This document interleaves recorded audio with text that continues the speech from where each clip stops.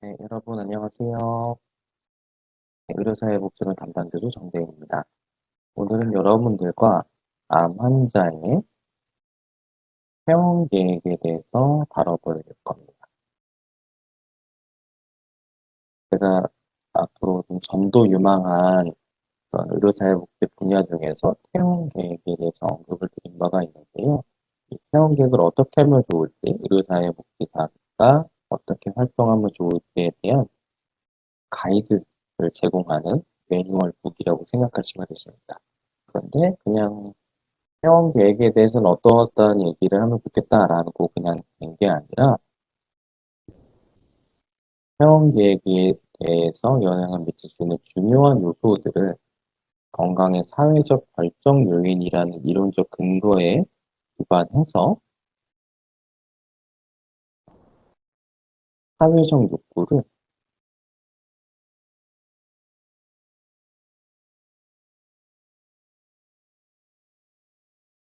스크리닝하는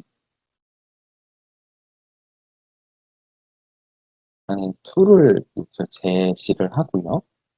이 툴을 활용해서 환자의 욕구를 확인하고 그거에 대한 맞춤 자원을 연결할 수 있는 또 물줄기를 만들어 나가는 그런 과정이라고 보시면 되실 것 같아요.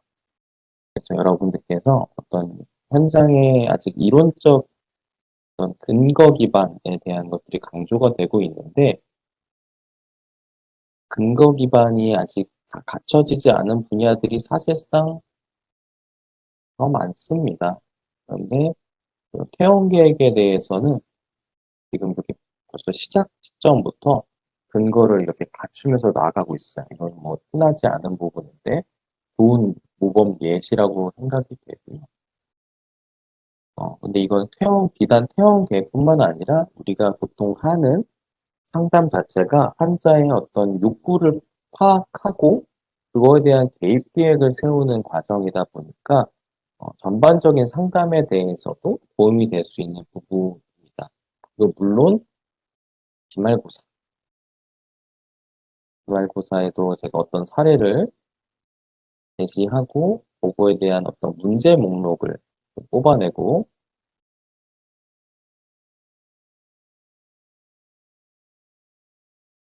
이거에 대한 개입 계획을 세우시라는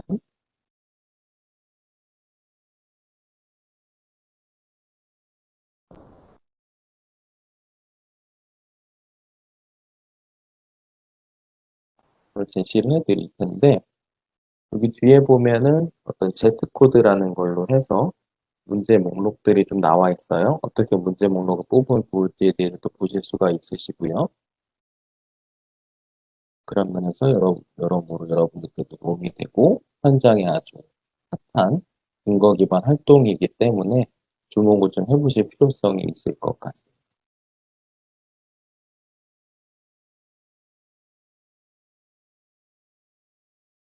보면은 그래서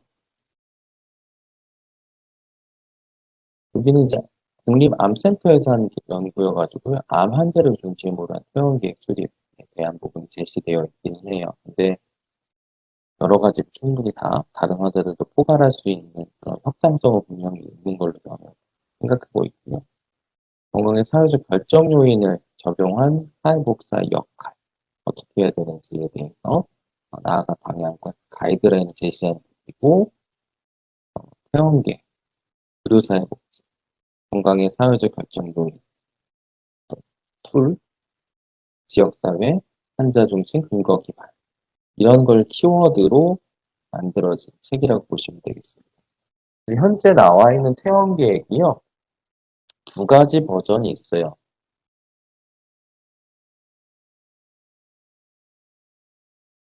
한 가지는 지금 우리가 같이 볼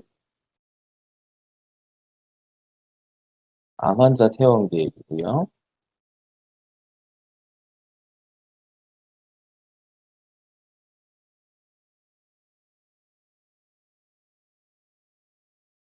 그리고 첫 번째로는 지금 요양병원부터 시작한 요양병원에서 시작해가지고 지금 급성기 퇴원 계획으로까지 발전한 퇴원 계획이 있습니다. 이 부분은 뭐냐면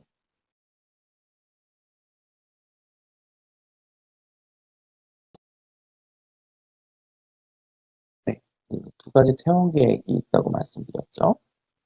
두 가지 퇴원 계획 관련돼서 첫 번째는 어떤 사회적 입원,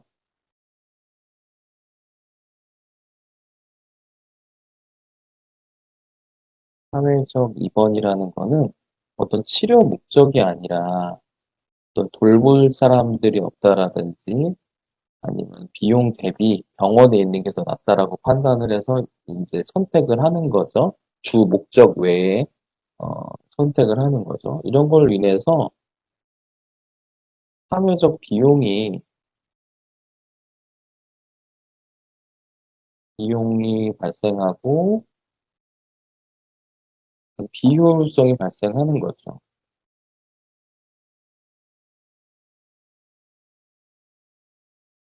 병원이 환자 치료하고 이래야 되는데 이렇게 다른 지역사회 돌봄 자원이 없어서 그냥 입원을 계속하고 있다라고 하면은 이런 환자들이 오지 못하는 그런 문제들이 있겠죠. 그래서 이런 부분 때문에 요양병원에서 먼저 이게 시작이 됐어요. 2018년도 경부터 커뮤니티 케어가 나오면서 이제 이렇게 진행이 된 거죠.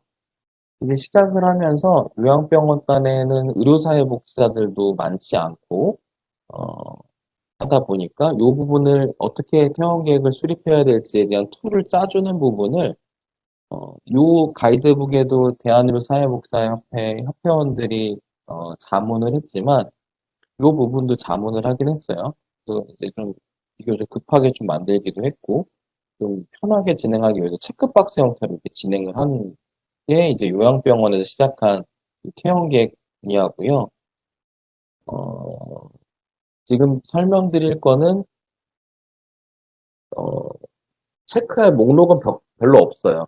지금 이 가이드북이 한 100쪽 가까이 되는데요. 요거를 이제 숙지를 해서 환자의 공감적인 경청을 통해서 이제 이야기를 끌어내도록 하는 게 지금 이 퇴원 계획입니다. 두 가지 버전이 있고요. 저는 솔직히 얘기하면은 지금 소개해드리는 이 가이드북에 나와 있는 퇴원 계획에 손을 좀 더 들어드리고 싶기는 해요. 왜냐면은 이 체크하는 부분은 사실 공급자 중심의 퇴원 계획이고 환자의 얘기를 좀 더 듣고 할 수 있는 이제 수요자 중심의 환자 중심의 회원 계획은 사실 이게 좀 가깝다고 생각이 들거든요. 그래서 이런 부분들을 좀 고려해서 여러분들께서 들으시면 좋을 것 같습니다. 그리고 제가 이제 이 100쪽 가까이 되는 부분들을 다 읊어드릴 수는 없다 보니까 여러분들께서 한번 따로 제가 이제 가이드를 좀 드리고 어, 한번 따로 읽어보시는 시간을 좀 가지시면 좋을 것 같아요. 국립암센터에서 훌륭하게 연구 기반으로 이런 현장에서 활용할 수 있는 툴을 외국에서 있는 사회적 스크리닝 툴 중에서 한 가지 우리나라 맥락에 좀 맞게 활용할 수 있는 부분을 선택해서 번안하고 우리나라 맥락을 고려해서 어떻게 하면 좋을지에 대한 가이드북까지 내주신 연구였고요. 이 부분에 대해서 현장에 있는 의료사회 전문가들이 같이 자문을 했습니다. 이렇게 들어가 있 제가 이렇게 들어가 있어서 요걸 이렇게 칭찬하는 건 아닙니다. 그 발간사를 보시면 국립암센터 원장님께서 여기 써주셨는데 되게 중요한 포인트예요. 암 생존율이요. 40%에서 70%까지 증가를 하고 있어요. 예전에는 암 걸리면 아 죽었구나라고 생각을 했고 요즘에도 그 암의 진단의 무게 때문에 여전히 되게 중압감을 느끼시는 분들 분명 있습니다. 하지만 그렇게 완치율이 높아졌어요. 그래서 이때까지는 어떻게 잘 치료하느냐에 대해서 사회적 자원들이 집중하고 관심과 이목이 집중됐다면, 이제는 치료를 지나서 암 경험을 가지고 살아가는 이 생존자에게 관심을 기울여야 되는 때가 된 겁니다. 그래서 병원 안에서의 자원만으로는 이분들을 욕구가 변한 거죠. 삶의 중요한 욕구가 변환이 되는 거죠. 치료는 계속 관리는 하지만, 재발 안 됐는지 검사하고 관리는 하지만, 이제 삶의 중요성이 살아가야 되는 지역사회로 방점이 넘어가는 이런 상황이 계시는 분들이시라고 생각합니다. 그래서 여러 가지 측면에 관심과 지원이 필요하고, 그런 과정에서 회원계획 수립에 대한 적정적 연구, 지역사회의 전환으로서의 어떤 연계 모델을 제시하는 거에 의의를 두고 있다. 그래서 아마 이제 사회복지는 너무 중요한 요소이다라는 부분들을 서두에 얘기해 주시고 계십니다. 그리고 이제 대한의료사회복지 협회장님도 여기에 자문도 참여하셨고, 이렇게 발간사를 같이 써주셨는데, 요거는 사회적인 배경이 있죠.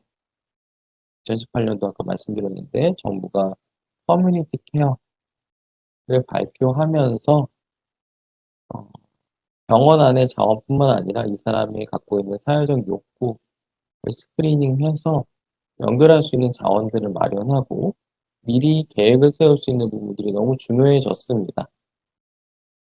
그래서 이미 국내의료센터에서는 이러한 버전으로 회원 계획에 대한 스크리닝 툴을 만들었고, 그 이전에 그 요양병원단에서 먼저 만들어져서 지금 상급종합병원까지 쓰는 이 모델도 개발이 되어 있고, 점점점 기회가 늘어날 수 있겠죠. 여러 가지.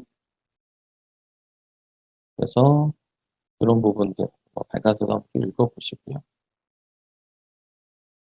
기사는 다음과 같습니다.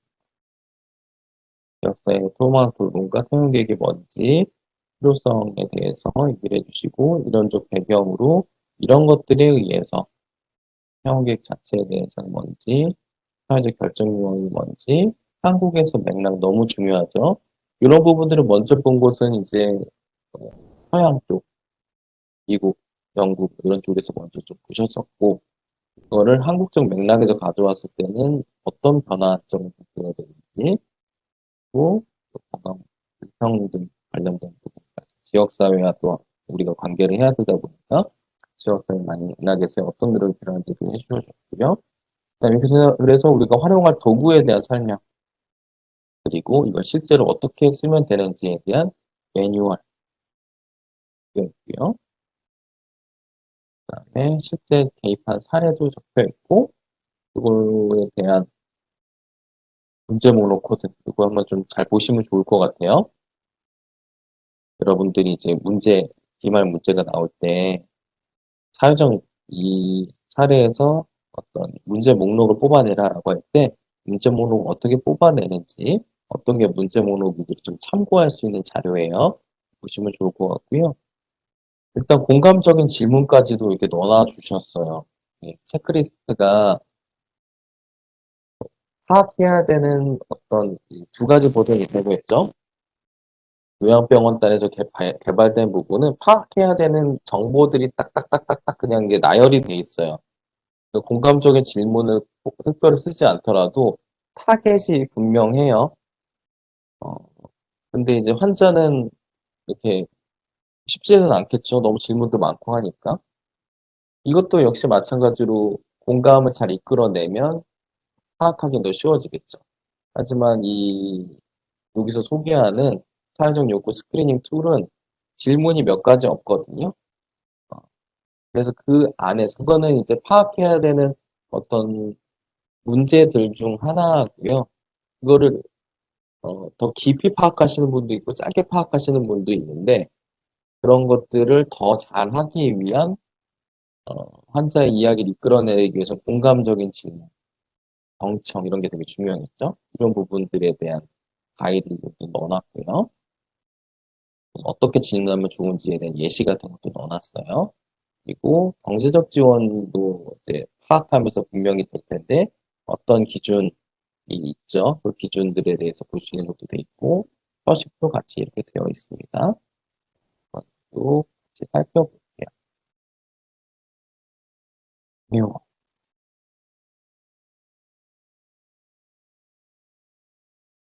네. 아까 말씀드렸던 것처럼 병원은 의료적 목적으로 필요로 이용을 하게 되는데 어떤 돌봄의 부재 여러 가지로 인해서 장기 입원 환자가 생기는 거예요. 의료적인 목적으로 장기 입원하게 되시는 경우도 하겠죠. 근데 문제는 그렇게 장기 입원하는 이유는 병원이 가장 지금은 좋은 대안이기 때문에 하지만 그렇게 선택이 나오지만 병원에서도 이런 걸 다 수용할 수 없는 상황. 그래서 그냥 퇴원을 하고 나면은 제가 서비스는 너무 부족해요. 지금 있는 게 노인장 요양보험이죠. 요양보험에서 커버하는 대상도 너무 적고 요것도 일부 편중이 되어 있는 자원입니다. 암 환자에게는 이렇게 제가 서비스 이용할 수 있는 곳들이 거의 없어요. 사실 진퇴양난의 상황에 빠져 있는 거라고 보시면 되겠죠. 그런데 암은 암 치료 이후에도 어떤 암의 합병증이 남아 있으실 수도 있고요. 이후에 재발도 있을 수도 있고요. 다른 이차암이 발생할 수 있는 위험이 계속 있기 때문에 계속 이 환자가 암이 지금 당장의 암이 완치가 되어 있다고 하더라도 정서적 불안과 우울과 디스트레스 이런 것들을 경험하시게 되시죠. 그래서 의료적 필요가 아닌 다른 이유로 사회적 입원 이런 것들이 계속 요구되는 상황이기도 해요. 그래서 이런 부분들을 입원해서 이제 지역사회 쪽으로 넘어가기 전에 미리 파악을 하고 돌봄 계획을 수립하고 어, 파악하고 계획하는 이런 부분들이 사회적으로 너무 필요해진 시점이라는 거죠. 그래서 이 욕구들을 우리가 기존에 계속 있긴 했지만 정부에서 이런 부분을 캐치해서 커뮤니티 케어라는 정책을 발표했고 이 과정에서 태영 계획의 중요성이 부각이 되었습니다. 다행히 이렇게 국립암센터에서 이런 욕구들을 실제 현장에서 어떻게 구현하면 좋을지에 대해서 연구까지 이제 진행을 해 주신 거예요. 그래서 좀 더 체계적인 태영 계획 지원이 필요한데 이거를 잘할 수 있는 방법들을 제안을 해 주셨다고 보시면 되실 것 같습니다. 그래서 이 역할을 실제로 정부의 커뮤니티 케어 정책 발표에서도 지역 연계실이라는 걸 새로 만들거나 기존의 사회복지팀을 활용하면 좋겠다라고 되어 있어요. 그런데 아직 의료사회복지사들은 이 부분에서 많이 준비가 되어 있지는 않죠. 네. 기존에는요, 재원관리, 여기 책에도 나와 있는데, 재원관리라는 거는 환자의 입원 기간을 관리하는 거예요. 입원을 오래 하면 하실수록 한 환자당 발생할 수 있는 병원의 수익이 떨어지는 구조거든요. 우리나라 건강보험 체계가 그렇게 되어 있어요. 그래서 불필요하게 장기 입원 키지 않아요. 병원의 기본값은. 어, 그래서 빨리 퇴원하는 게 더 이득이기도 하고 기다리는 환자들이 있다 보니 재원 관리하는 차원에서 접근이 됐었었고요.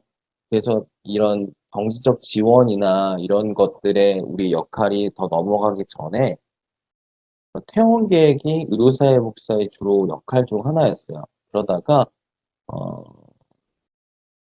진료협력실, 진료협력센터 이런 간호사들로 구성된 조직이 생기면서 병원 간의 어떤 퇴원, 요 체계는 되어 있었고요. 요 커뮤니티에서 나온 부분은 병원이 아닌 집으로 퇴원시키는 부분들, 지역사회 자원을 활용하는 거에 대한 퇴원 계획으로서 새롭게 나오게 됐고, 이 부분은 단순히 관리 차원을 넘어서 사회적 필요,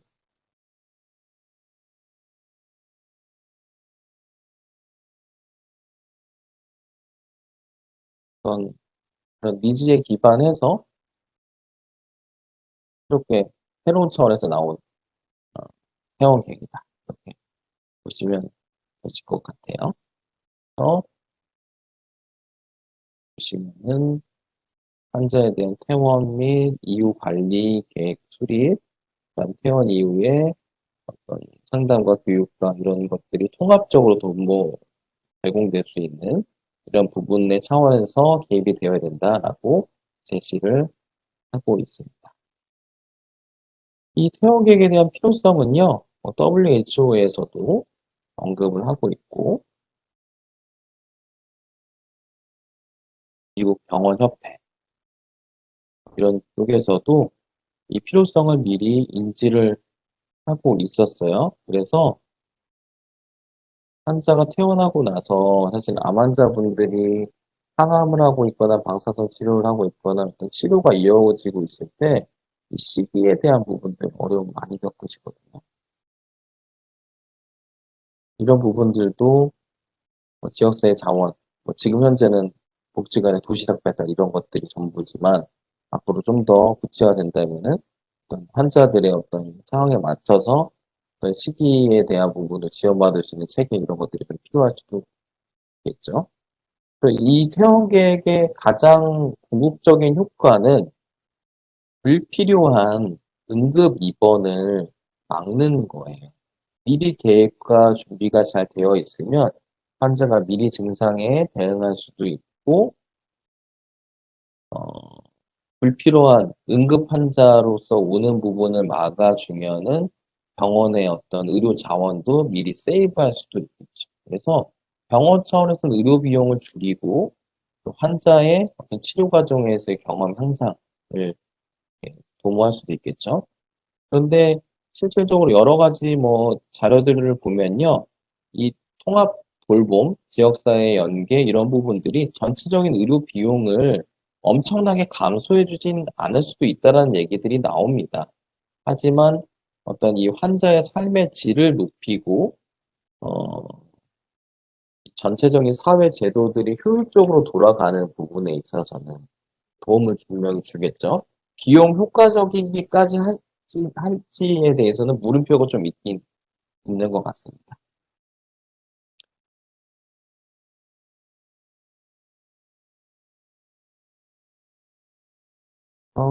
커뮤니티 케어가 여러 가지 영향을 이렇게 끼치고 있고요. 어,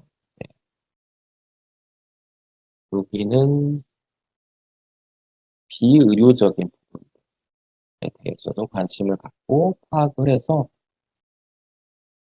의료적인 부분에만 이때까지 너무 초점이 맞춰져 있었다면 비의료적인 욕구, 이제 치료가 완치가 되거나 관리 차원으로 넘어가게 되면은 사실 이제 비의료적인 욕구가 더 삶에서 중요해질 수밖에 없죠. 이 부분을 균형 있게 가져가기 위한 초점이 다초점으로 이렇게 된다라는 부분. 또, 이 모델 자체는 의사, 간호사, 사회복, 과학제 모델 기반으로 되어 있다라는 부분으로 보시면 되실 것 같습니다. 그런데 여기 이 퇴원객에 있어서 항상 따라오는 큰 물음표가 있어요. 그래. 이렇게 해서 욕구는 파악을 했는데, 사회적 욕구는 파악했는데, 그럼 솔루션은 뭐죠?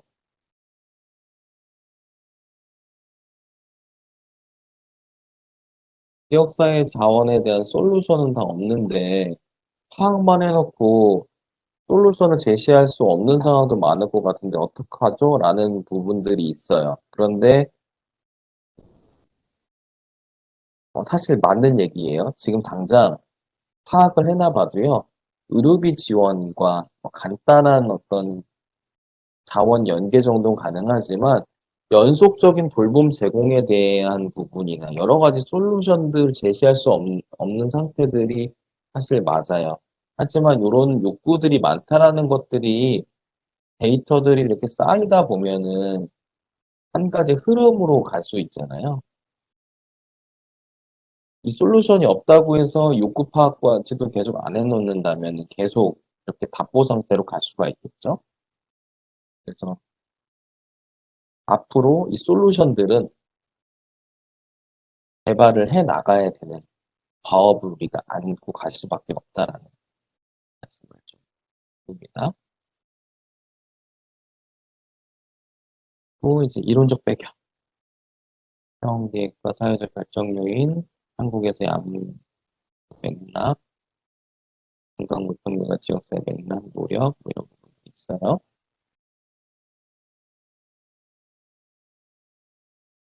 말 그대로 이제 퇴원이라는 어떤 행위에 대해서 계획을 미리 세우는 거라고 볼 수가 있겠는데, 퇴원은 그냥 병원을 밖을 벗어나는 그런 부분들이 아니라 환자가 지금 병원 환경에서 다른 환경으로 이전을 매끄럽게 할 수 있도록 도와주는 팀 접근 과정. 그래서 다 이제 여러 전문 직종이 같이 해야 되는 거죠. 이렇게 정의를 내리고 있어요. 멋진 정의인 것 같습니다. 그 환자가 병원에서 지역사회로 돌아간 이후에도 권고된 치료가 잘 이루어질 수 있도록 도와주고 불필요한 의료비도 경감시켜주고 사회복귀를 원활하게 돕는 활동인데요. 너무 중요하죠. 말만 들어도. 병원은 치료에 대해서 모든 자원들이 다 갖춰져 있잖아요. 물론 부족한 면도 있지만 치료해줄 의사도 있지, 이런 어떤 바이탈 사인이 흔들리는 거 없는지 잘 유지되는지 확인을 출소해주는 간호사도 있지, 또 상담해주는 사회복지사도 있지. 좋습니다. 우리가 호텔에 가면은 모든 게 다 해결이 되잖아요. 먹는 거, 자는 거, 노는 거. 치료에 대해서 다 해결될 수 있는 게 병원이죠. 근데 지역사회로 넘어가면 지역사회도 잘 갖춰져 있으면 문제가 없는데 지금 문제는 잘 갖춰져 있지 않은 게 문제이기는 해요. 근데 여기에서 초점은 이제 회원계획을 잘 갖춰서 이후에도 잘 할 수 있도록 준비를 미리 해놓고 가자라는 거예요. 환자의 퇴원에 대한 두려움과 이런 부분들 좀 경감시켜 줄 수 있는 그런 부분들이죠. 근데 저는 여기서 초점을 하나 또 맞추고 싶은 부분이 그거예요. 우리가 제가 계속 얘기했던 공공의료도 그렇고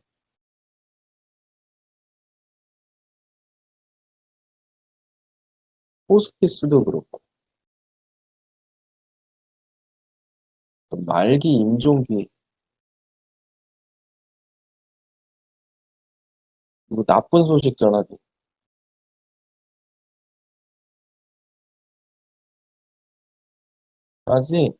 용어 자체가 호스피스, 나쁜 소식 전하기, 공급자 입장에서는 딱 맞는 정의인데 받는 사람 입장에서는 되게 정말 별로 듣기 좋지 않죠. 퇴원 계획도 마찬가지예요. 퇴원 계획 상담으로 왔습니다. 이렇게 얘기를 하면요. 나 병원에서 내쫓으려고 왔나? 하고 상담이 안 돼요. 거부하셔가지고.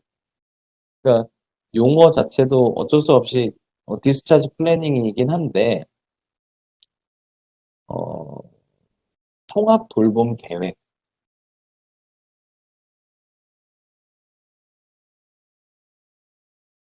통합 사례 관리라고 적혀있는 통합 돌봄 계획,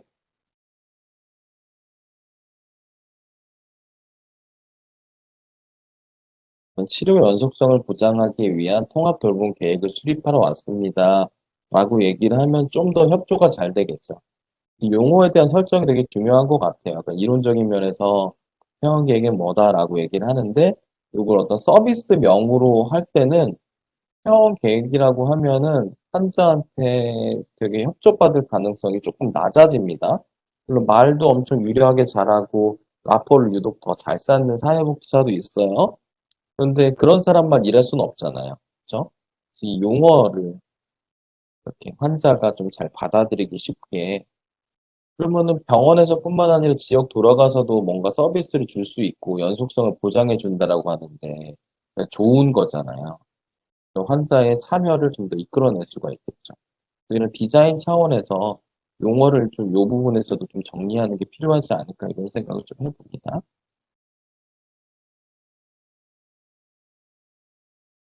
그래서 아까도 말씀드렸지만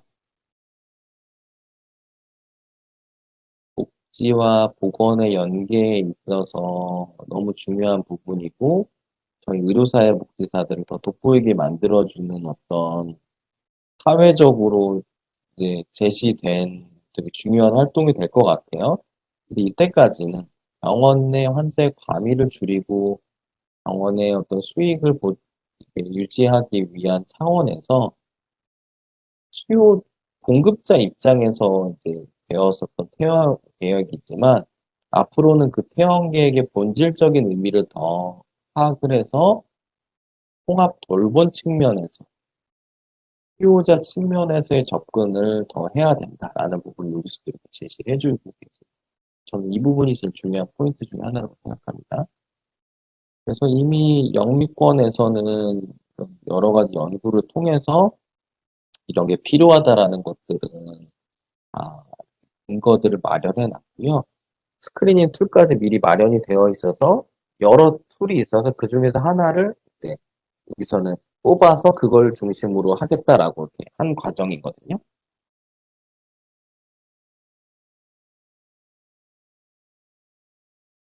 퇴원 계획에 대해서 이렇게 구조화해 놓은 게 핵심 부분이 뭐냐면 그냥 보통 지금 퇴원은 한 의사가 통보를 하는 식으로 되죠.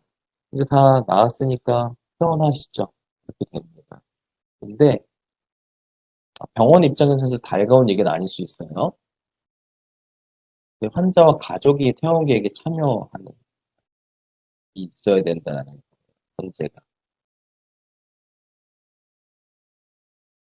그리고 구조화된 퇴원 계획 절차랑 가이드라인이 있어야 된다. 퇴원하셔야 됩니다. 이렇게 얘기하고 끝나는 게 아니라 그 퇴원하는 장소가 지역사회죠. 자기 집이 있는 지역이죠. 그래서 퇴원하기 전에 자원들하고 미리 소통을 하는 부분, 연계가 필요하고 구체적인 기록이 준비되고 친접근으로 돼야 된다는 부분들을 제시를 하고 있습니다. 이런 부분들을 우리나라에서도 실현하기 위한 중요한 근거가 되는 게 어, 가이드북이라고 보시면 되실 것 같아요. 그래서 이 상황에서 의료사회복지사는 어떤 역할을 해야 될까라고 이렇게 되어 있는데 우리는 우선 주로 취약계층 대상으로 좀 하긴 하지만 이 정치적인 취약계층뿐만 아니라 의료적인 상황이 어떤 지역사회로 돌아갔을 때 자원이 부족한 그런 의료적인 이유로 취약계층인 분도 있으실 수가 있고요. 어떤 돌봄 자원의 부족 등등의 어떤 본인이 처한 사회적 상황으로 인한 취약계층이 있을 수도 있고요.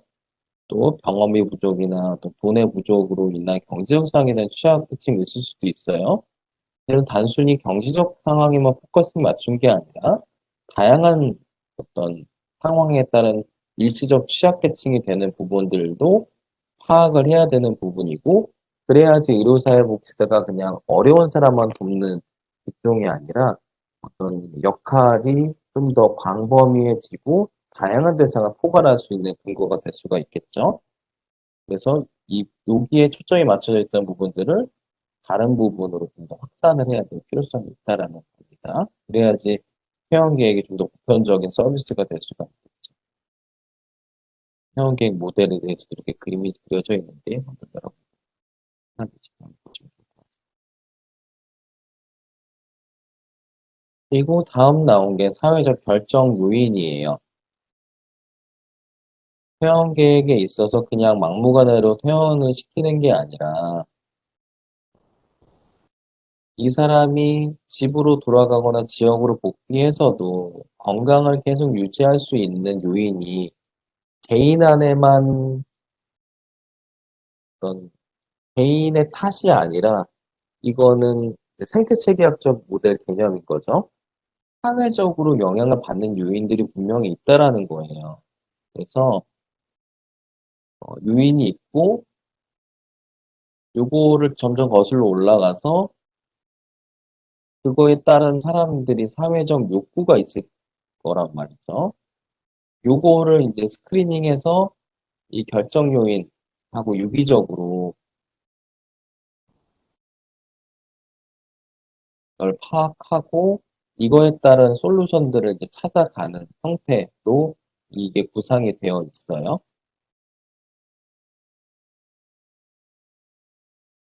여러 사람들이 제시한 요인들은 있지만 아직 표준이 되는 결정 요인은 없다라고 이렇게 제시가 되어 있긴 합니다.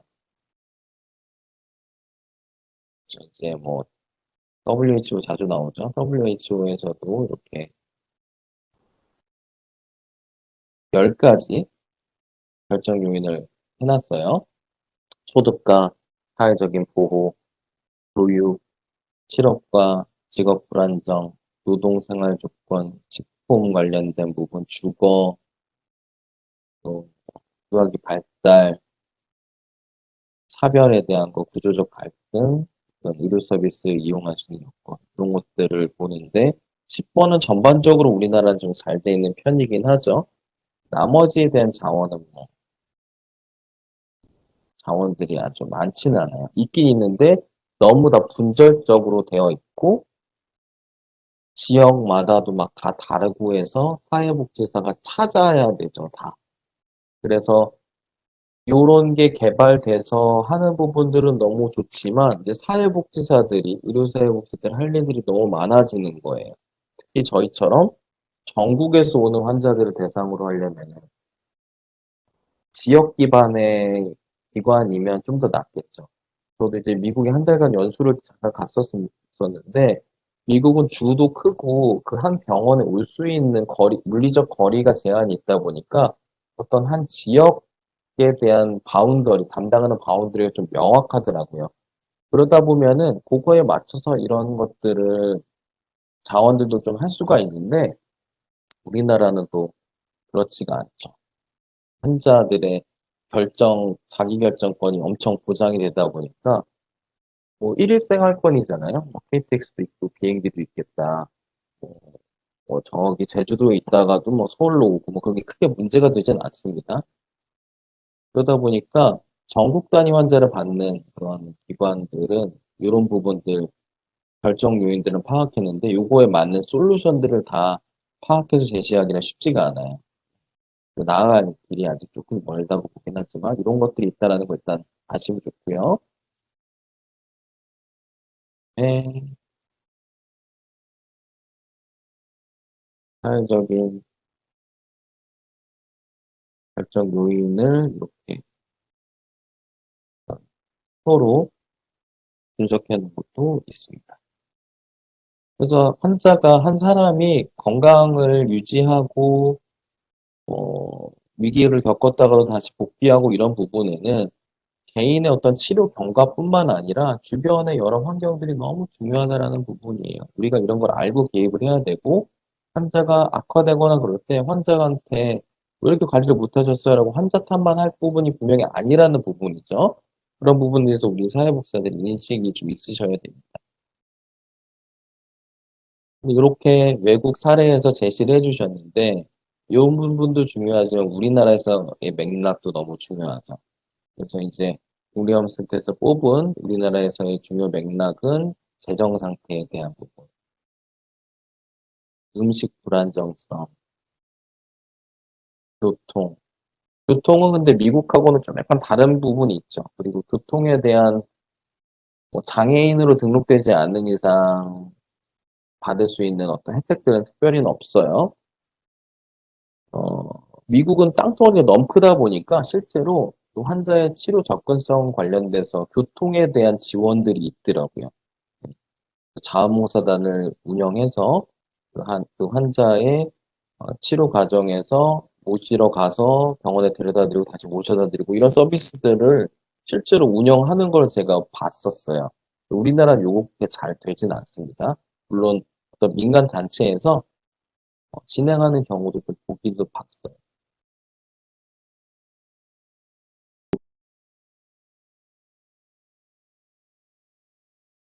다음으로 주거, 그리고 사회적 고립, 이 부분 되게 중요하죠. 사회적 고립을 막을 수 있는 어떤 사회적 지지 여건은 어떤지, 건강 상태, 정보 이해력, 리터러시라고 하죠. 어떤지도 파악을 하고 폭력으로부터 노출되어 있는 부분은 없는지, 고용 상태는 어떤지 이런 것들의 방점이 우리나라에서 너무 중요하다라고 어, 뽑으셨고요. 국내여센터에서.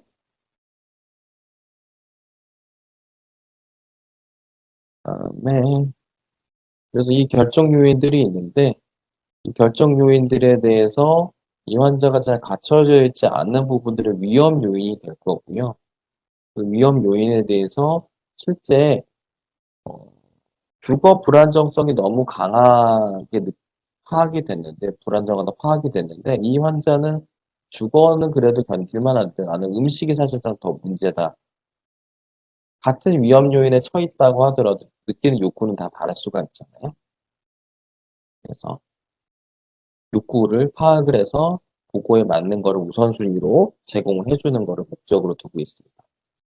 궁극적으로는 이 욕구가 그냥 욕구가 아니라 실제 사회적 결정 요인, 이 건강을 미치는 요인들이 분명히 존재하고, 그거는 내가 이론적으로는 이게 결정 요인이어서 제가 이게 필요해요라고 하는 게 아니라 그냥 사람이 느끼는 거죠, 본능적으로.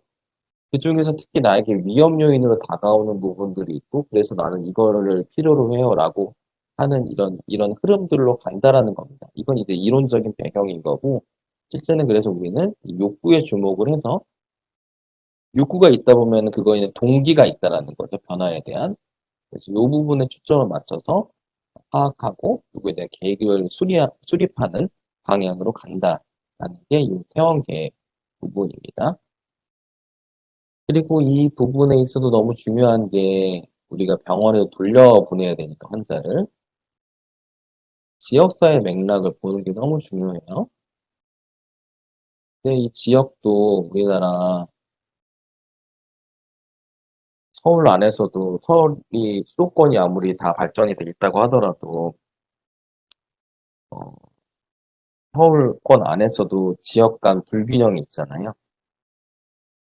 이런 부분 안에서 건강 불평등이 발생할 수 있는 문제들이 있는 거죠. 이거를 뭐 단순히 한 번에 해결할 수 있는 그런 방안들은 없지만, 이런 부분들까지도 고려한 개입 계획, 그리고 이런 부분들이 부족하다면, 여기는 이런 것들이 취약하니 더 발전시켜 나가야 됩니다라는 근거로 이제 삼는 부분이죠.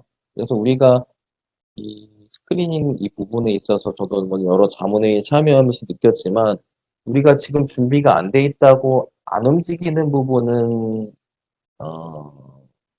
되게 이게 좋은 선택은 아닌 것 같고요. 하지만 그걸 알고 일단 뭔가 여기서 벗어나고 더 좋은 방향으로 가기 위한 노력을 뭔가 하는 건 중요한 것 같아요. 그래서 지금 이런 활동들이 다 완결돼서 하는 게 아니라 그런 사회적으로 부족한 부분들을 더 알고 우리가 과학적 근거로서 데이터들을 구축하고 이런 차원에서 먼저 필요하다라는 부분이죠. 특히 제가 여러 번 강조해서 말씀드렸지만 경제적인 지원하고 이 돌봄에 대한 부분하고는 너무 달라요.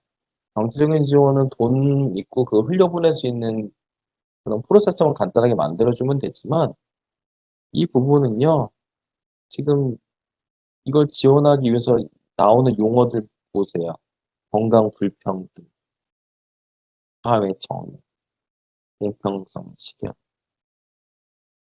건강 형편 정책, 보건 의료 서비스, 여러 가지, 그러니까 이 사회 역학적인 부분들이 너무 영향을 많이 미친다는 거죠.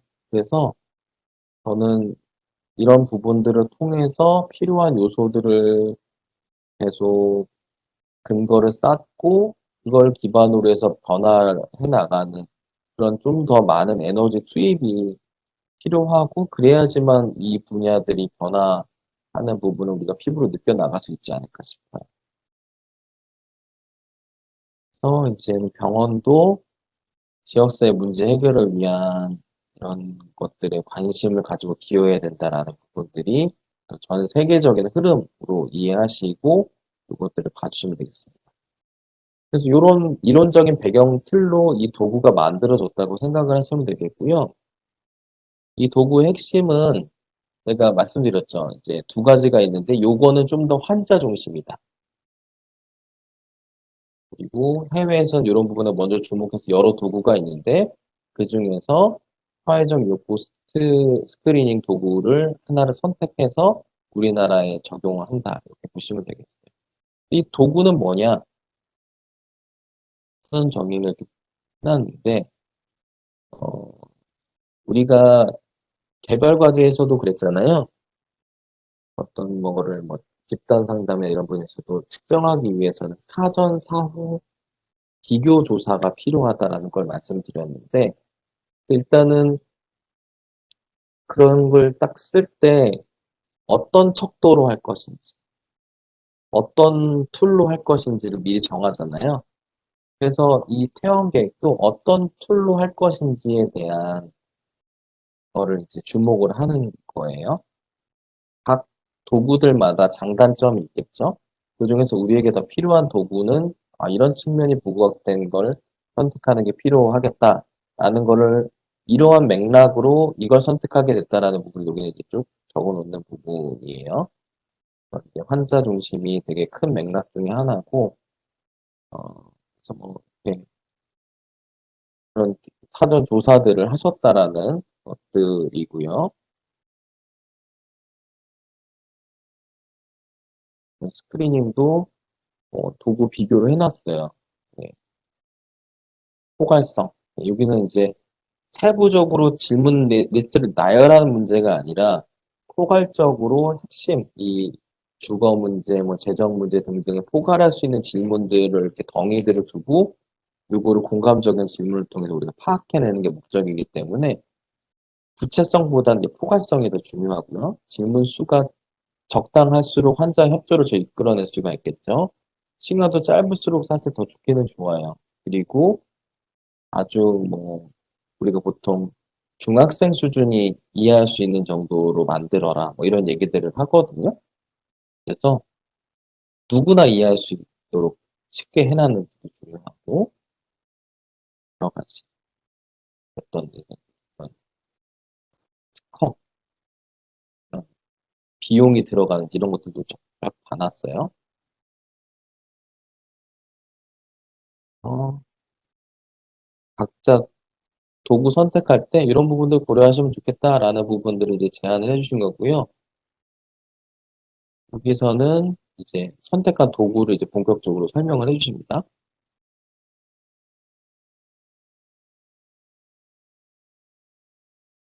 여기서는 결론적으로 사회적 욕구 스크리닝 도구하고 헬스리즈라는 회사에서 만든 영어로 하면은 소셜 리즈 스크리닝 툴킷이라는 거를 여기서 이제 만들었고요. 요거를 우리나라 말로 번안을 해서 우리나라 맥락에 맞게 바꾼 과정이라고 이해하시면 좋겠어요. 앞에 나와 있는 여러 가지 도구들 중에서 우리 국민암센터가 선택한 도구는 얘다. 얘를 어떻게 활용하면 되는지를 이제 꼭 얘기를 해주는 거예요. 그래서 뽑아놓은 부분은 12가지 목록을 인용하였다. 여러 가지 문제가 있지만 한국적 맥락에 따라서 이거는 이 여기서 개발한 외국하고 좀 다른데? 라고 하는 것들은 이제 빼고 하면서 12가지 목록을 뽑은 거죠. 쭉 보시면요. 건강에 대해서 이 영향들이 분명히 영향을 미치고 필요하다는 걸 우리가 느껴요. 그렇죠? 그래서 이 부분들에 대한 질문들이 쭉 나열이 되어 있습니다.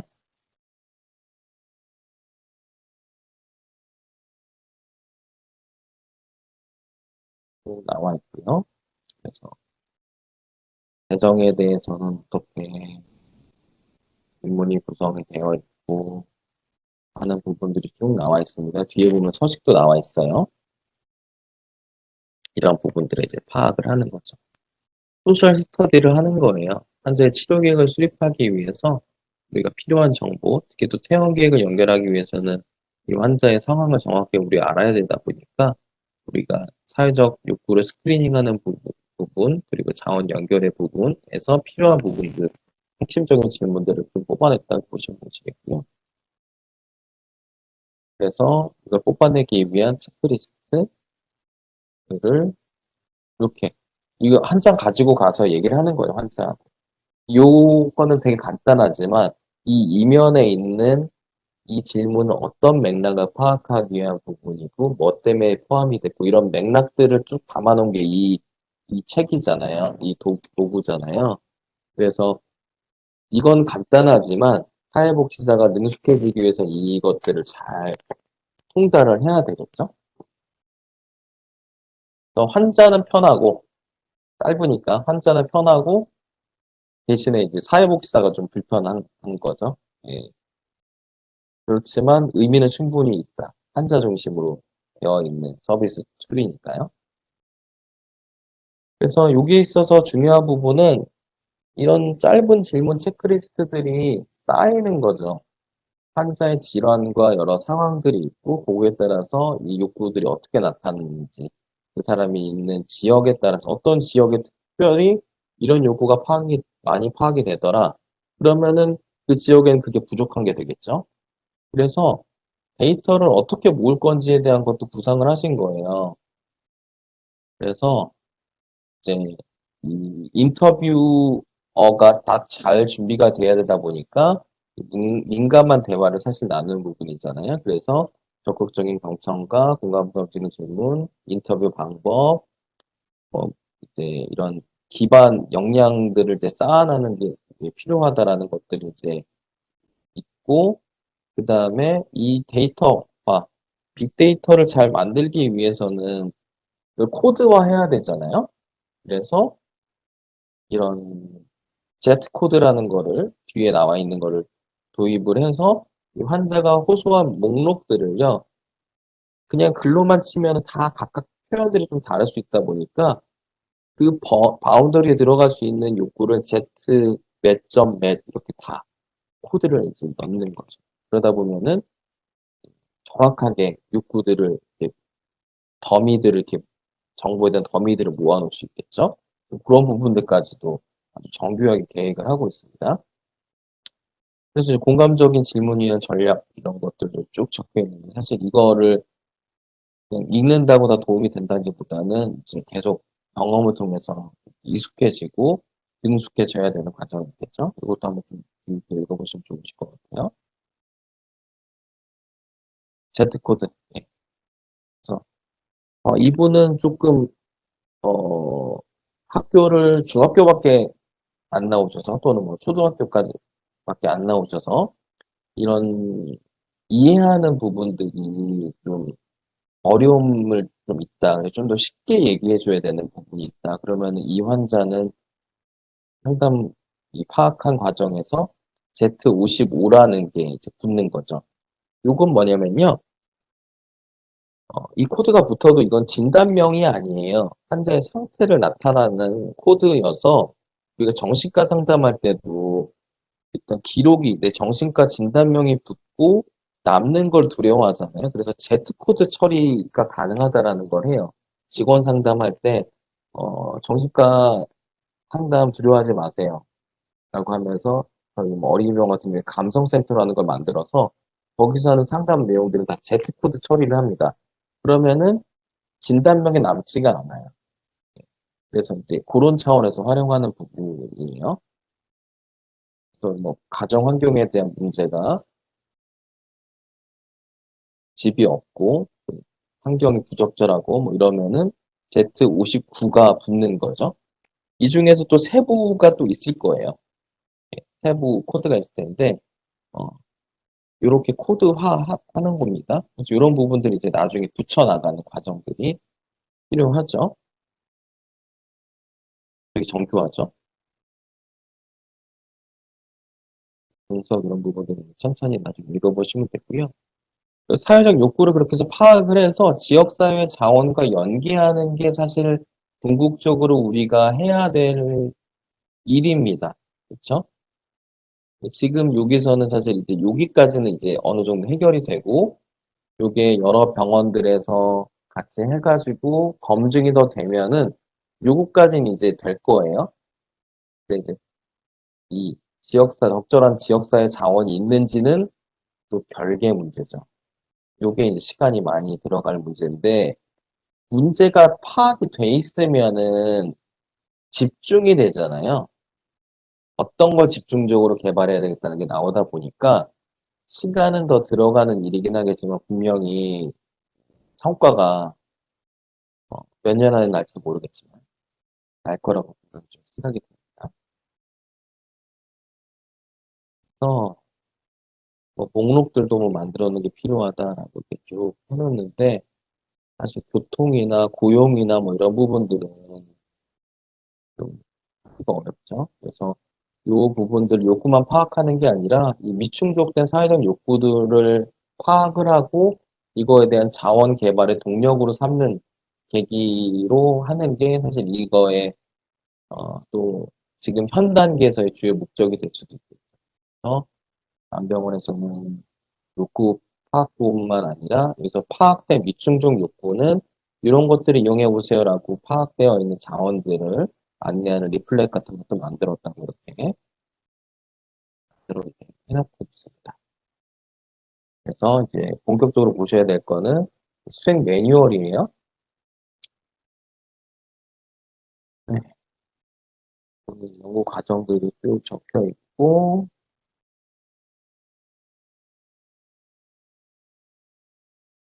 이번 과정에서 회원까지 어떤 단계로 진행할지에 대한 것들을 쭉 해놨고요.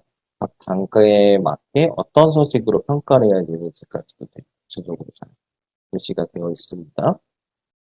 그래서 의사, 간호사, 사회복지사 필요하고 의료사회복지사는 특히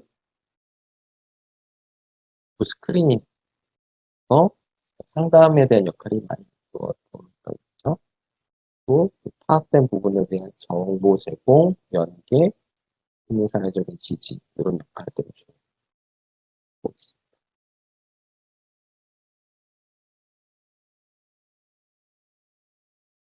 그래서 각자 전문 집중에 맞춰서 어떤 서식을 주로 사용해야 되는지도 다 적혀 있고요.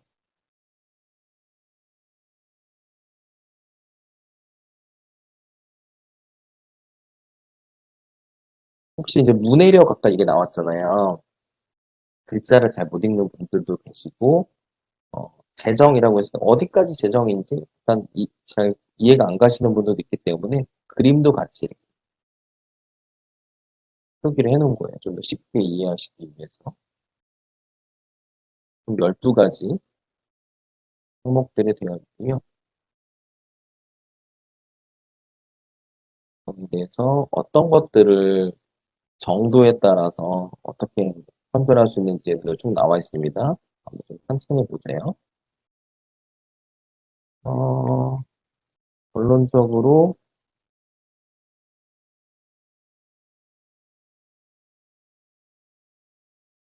보시면 서식이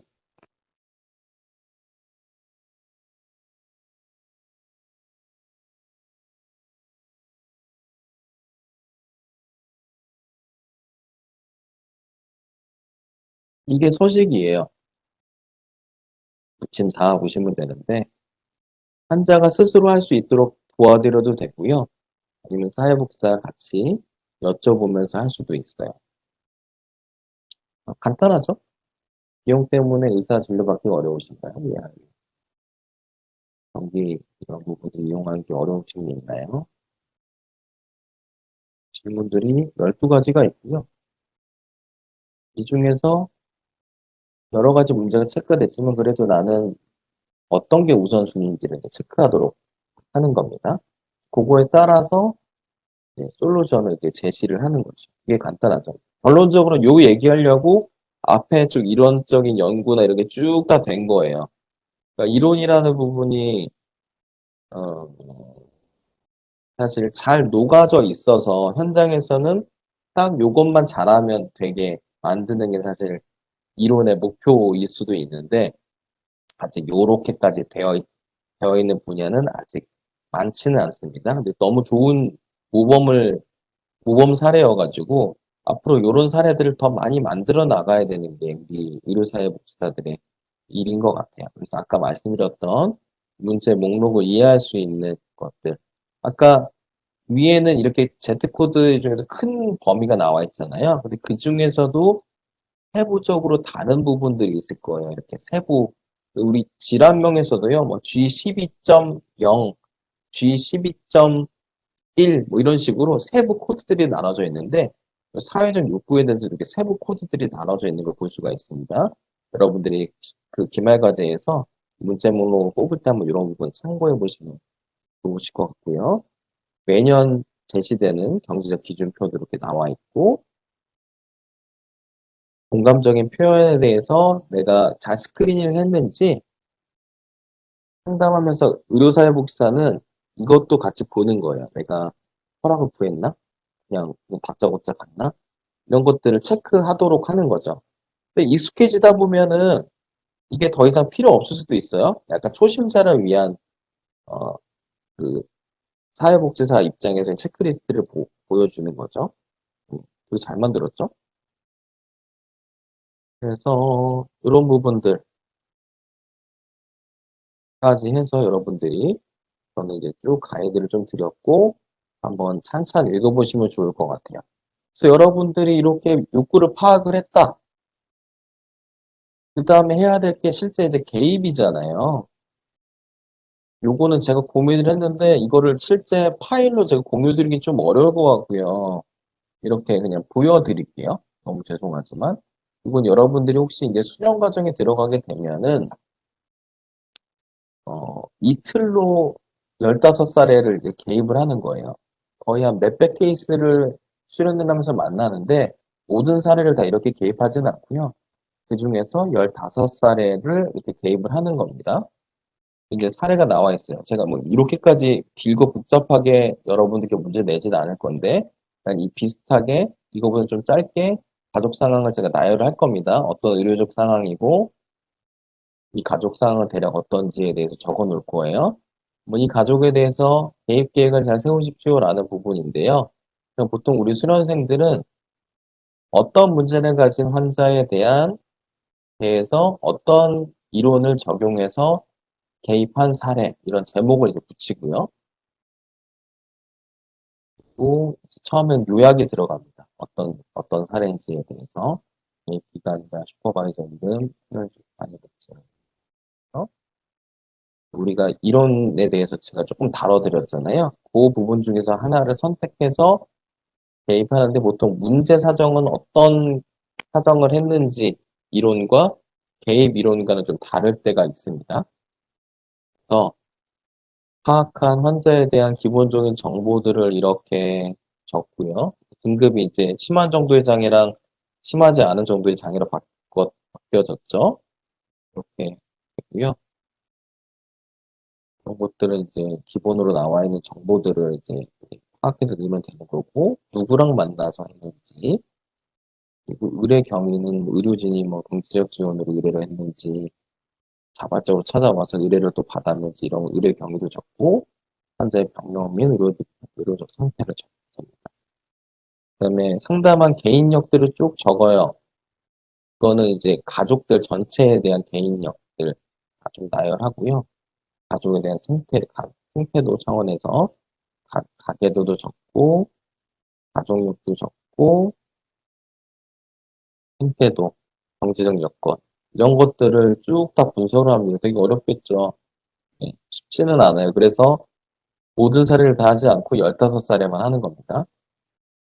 사정은, 당첨 사정으로 뭐가 나왔고, 아까 얘기 드렸던 어떤 Z코드에서는 어떤 게 감별이 되었고, 또 디스트레스, 이건 다 하는 건 아니에요. 암 환자 경우에 이것도 할 수도 있다는 거고, 이건 도구는 선택을 본인이 하는 겁니다. 미네소타 병원의 24가지 심리사회적 목록 이런 것도 있는데요.